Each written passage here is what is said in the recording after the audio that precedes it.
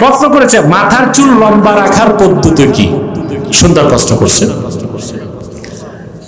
চুল লম্বা রাখার তিনটা নিয়ম, তিনটাই সুন্নাহ। বুঝলেন? কানের লতি বরাবর, কানের লতির নিচে, কানের লতির নিচে মেরুদণ্ডের প্রথম হাড্ডির উপরে। বুঝলেন? এই তিন ভাবে আপনি লম্বা চুল রাখতে পারেন, সুন্নাত। এর বাইরে চুল ছোট করা, মাথা মুন্ডন করা সুন্নত না, মুস্তাহাব। অনেকে বিনা কারণে মাথা চাষে, মনে করে এটা বড় নেকের কাজ। না, এটা সুন্নাত না, মুস্তাহাব। এটা কি? মুস্তাহাব। পরিষ্কার তিরমিজির হাদিসে এসেছে, আম্মা জান আয়েশা রাদিয়াল্লাহু তাআলা আনহা ইরশাদ করেছেন, মা হালাকা রাসূলুল্লাহ সাল্লাল্লাহু আলাইহি ওয়াসাল্লাম ইল্লা ইয়াউমাল আরাফা। আল্লাহর হাবিব সাল্লাল্লাহু আলাইহি ওয়াসাল্লাম শুধুমাত্র হজের সময় চুল মুবারক মুন্ডন করেছিলেন। তাহলে বোঝা যায় শুধু হজে গেলে বা উমরা করলেই চুল মুন্ডন করা সুন্নত, এছাড়া চুল মুন্ডন করা সুন্নত, ছোট রাখাও মুস্তাহাব, চেষে ফেলাও মুস্তাহাব। বুঝেন না? এখন কেউ কেউ বলে হযরত আলী রাদিয়াল্লাহু তাআলা আনহু সবসময় চুল মুন্ডন করে রাখতেন। ওইটা ওনার ব্যক্তিগত আমল ছিল, ওজর ছিল। হযরত আলী বলছেন, কুনতু মাযযা, আমার বেশি গোসলের প্রয়োজন হতো, গোসল সহজে করার স্বার্থে তিনি চুল মুন্ডন করে রাখতেন। পাইছেন উত্তর? জমি বন্ধক দেওয়ার বিধান কি? হ্যাঁ, সুন্দর প্রশ্ন করছেন। এটাকে বলা হয় রেহেন। কি বলা হয়? রেহেন। তো বন্ধকটা আপনারা কিভাবে করেন? আপনারা যেটা করেন এটা সুদি পন্থা। আমি আপনাদেরকে এই পন্থা বলে দিব। যেমন আপনার 50,000 টাকা দরকার, এখন কারো কাছে গেলে ঋণ দেয় না, সুদ সুদ।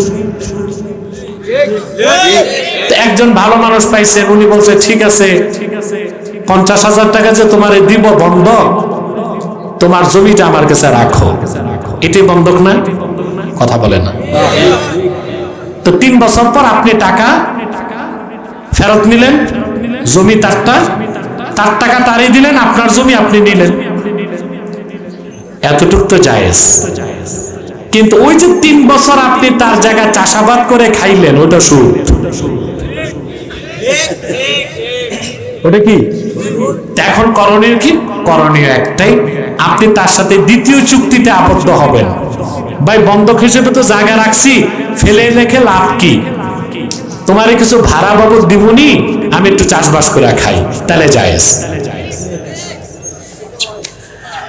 3, ধূমপান করে যে সকল ইমাম সাহেবগণ, তাদের পিছনে নামাজের বিধান কি? আরে ইমামতি গেছে। দেখেন, ধূমপান করাটা হারাম, তবে নট মোর হারাম বাট লেস হারাম। কবিরা গুনাহ না, সগীরা গুনাহ। এটা মাকরু তাহরিমা, মাকরু তাহরিমা। একেবারে ওলামায়ে আরব সবাই একমত, ধূমপান করা কি? মাকরুহে তাহরিমা, এটা হারামের কাছাকাছি গুনাহ।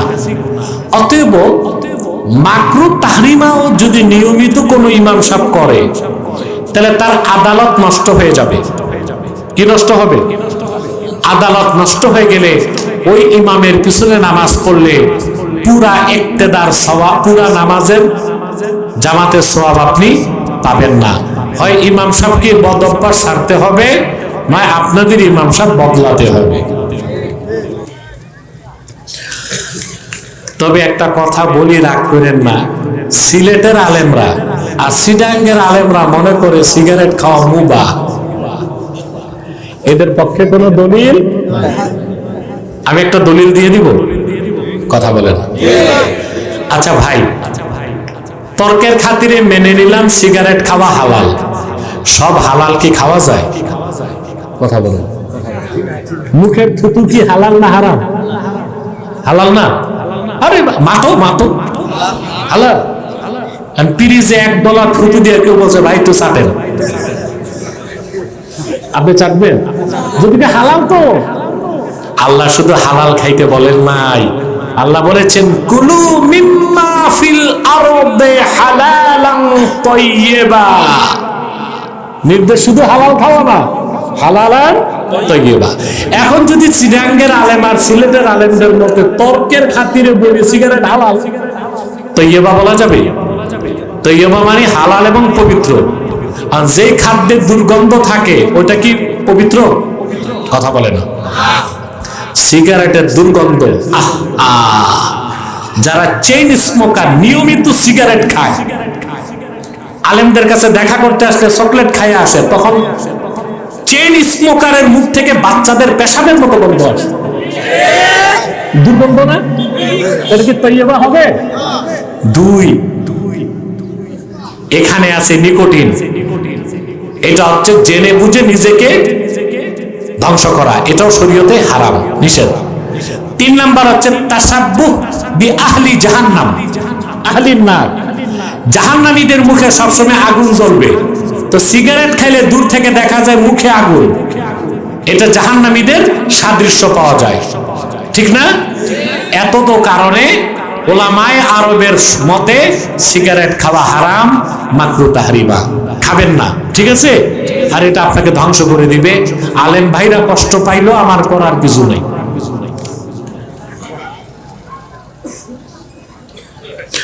বর্তমান সময়ে ইমাম সাহেবগণের খাবারের টিফিন অনেক সুদখোরের ঘর থেকে আসে। বেটা, এগুলো বাঁচলে তুমি নামাজ পড়বা কেমনে? ইমাম সাহেবের বেতন দাও কত তুমি, যে তুমি বাঁচতেছো সুদখোরের বাড়ি খাবে কিনা? দারওয়ানের বেতন দেয় 10,000, আর ইমামের বেতন 3,500। তো ইমাম যদি তোমার বাড়ি মহল্লা থেকে না খায়, সুদখোর গুলো বাদ দেয়, তো বেড়ারে না খায় মরতে হবে। যে সুদখোর সুদ খায়, গুনাহ তার ব্যক্তিগত, তবে জেনে বুঝে সুদখোরের বাড়িতে খাওয়া তাকওয়া বিরোধী। ফাতোয়ায় চলে, তাকওয়ায় চলে না। এখন তোমরা মুসল্লিরা কতটুকু তাকওয়াবান? তোমরা তো গ্রামীণ ব্যাংক থেকে, আশা থেকে, কারিতাস থেকে সুদ নিয়ে বসে আছো, আর ইমাম সাবসা ওলি আবদাল নাকি? নিজেরা যতটুকু তাকওয়াবান, ইমামও ওই রকমই পাবা। অতএব সুদখোরের বাড়িতে ইমাম সাহেব খায় কিনা ওটা দেখতে চাইও না, ঘরে ঘরে এখন সুদ খায়।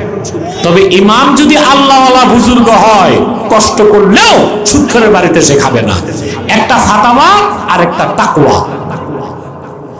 যেমন আমি ব্যক্তিগতভাবে রাতে হোক দিনে হোক 16 সালের পর থেকে বাংলাদেশের কোথাও যে খাওয়া দাওয়া করি না। তার 3টা কারণ। একটা হচ্ছে মানুষের কামাই রোজগার নষ্ট হয়ে গেছে, ঘরে ঘরে মানুষ সুদ খায়। 3 নাম্বার হচ্ছে সিকিউরিটি থ্রেট, কারণ আমার খাবারটা কে প্রস্তুত করছে, সেখানে কোনো বিষ মিশাচ্ছে কিনা আমি তো জানি না। এজন্য আমি কষ্ট করি, এবং এই কষ্টের বিনিময়ে আমি আল্লাহর রহমতে সুস্বাস্থ্য পেয়েছি। আমার খুব একটা আল্লাহর রহমতে রোগ তো নেই, আলহামদুলিল্লাহ। কিছু রোগ আছে, এটা থাকতে হয় গুনাহ মাফের জন্য, আমি তো গুনাহগার।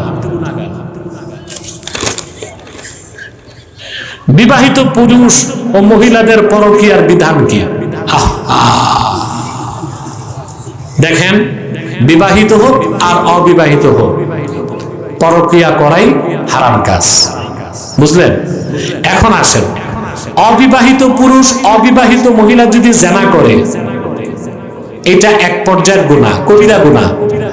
আর বিবাহিত পুরুষ বিবাহিতা মহিলা যদি জিনা করে, ওটা আকবারুল কাবাইর, অনেক বড় গুনাহ। ঠিক সেভাবে অবিবাহিতা যদি অবৈধ প্রেম করে, ওটা গুনাহ। আর বিবাহিত আর বিবাহিতা যদি অবৈধ প্রেম পরকীয়া করে, ওটা বড় গুনাহ। ঠিক আছে? মানুষ মারা যাওয়ার পর 6 দিনের পর দশা নামে একটি করে রুটি বিতরণ করে। শরীয়তে এটার কোনো বিধান নাই, আপনারা রেওয়াজ বানাইছেন। যদি ইবাদত মনে করে করেন বেদাত হবে, আর যদি রেওয়াজ মনে করে করেন আল্লাহ মাফ করবেন। গ্রাম থেকে যে কোনো একজন যদি ইমাম সাহেবের বেতন সম্পূর্ণ দেওয়া হয়, তবে কি গ্রামের মানুষের উপর আর কোনো হক থাকে কিনা? আরে ভাই, একজন যদি বেতন দিয়ে দেয় তো বাকিদের হক আছে না? ভালো রান্না হলে ইমাম সাহেবের খাওয়াবেন, ইমাম সাহেবের কাপড়ের অভাব থাকলে কাপড়ের ব্যবস্থা করে দিবেন, খোঁজ খবর রাখবেন। একজন তো বেতন দিয়ে দিচ্ছে, বাকিটা তো আপনাদের দেওয়া উচিত। ইনসাফ কথা কইলে তো আপনাদের ভালো লাগবে না। বাংলাদেশে প্রত্যেক জামে মসজিদে ইমাম সাহেবের বেতন কমসে কম 15,000 টাকা নির্ধারণ করা উচিত। আপনি কি তা করেন? মোটামুটি কাছাকাছি আপনারে দেয়, অন্যরে দেয় না। মসজিদে মহিলাদের নামাজের বিধান কি? হানাফি মাযহাব মতে মহিলাদের মসজিদে যে জামাতে উপস্থিত হওয়া মাকরুহ। তারা নামাজ হবে, জামাতে সওয়াব পাবে না। কথা বুঝতে পারছেন? এখন অনেকে হাদিস শরীফ থেকে দলিল দেয় যে আল্লাহর হাবিব সাল্লাল্লাহু আলাইহি ওয়াসাল্লামের নূরের জামানায় 1500 বছর আগে মহিলারা তো মসজিদ নববী সাল্লাল্লাহু আলাইহি ওয়াসাল্লামে আসতেন। সেই বিষয়টা ভাই ভিন্ন ছিল। আল্লাহর হাবিব সাল্লাল্লাহু আলাইহি ওয়াসাল্লাম তাদের নিরুৎসাহিত করতেন, মহিলাদেরকে বলতেন মহিলাদের নামাজটা মসজিদের চেয়ে তাদের ঘরে উত্তম। কিন্তু আল্লাহর হাবিব সাল্লাল্লাহু আলাইহি ওয়াসাল্লাম নিষেধ করতেন না, কারণ মহিলারাও যেন, মহিলা সাহাবিয়াতরাও যেন হেদায়েতের নেয়ামত থেকে বঞ্চিত না হয়, তারাও যেন সরাসরি মসজিদ নববীতে উপস্থিত হয়ে আল্লাহর হাবিব সাল্লাল্লাহু আলাইহি ওয়াসাল্লামের পিছনে নামাজ আদায় করে মর্যাদা পুরা পায়। কিন্তু হযরত ওমর রাদিয়াল্লাহু তাআলা আনহু তার খেলাফতের সময় মহিলাদেরকে মসজিদ নববীতে আসা নিষেধ করে দিয়েছিলেন। তখন প্রচুর সাহাবী জীবিত ছিলেন, তারা হযরত ওমরের কাজের বিরোধিতা করেন নাই। এ থেকে হানাফিগণ বলেন মহিলাদের মসজিদে যে জামাতে উপস্থিত হওয়াটা মাকরুহ। কথা বুঝতে পারছেন? তবে মনে করুন মহিলারা যদি কোথাও সফরে যায়, কোথায়? ঢাকা যাবে, এখন যদি বাড়ির অপেক্ষায় নামাজ রেখে দেয় তো পুরা 5 ওয়াক্ত কাজা করতে হয় না? তখন কোথাও যদি পুরুষরা নামাজ পড়ে পর্দার সাথে মসজিদে নামাজ পড়ে নিবে, সেটা ভিন্ন বিষয়।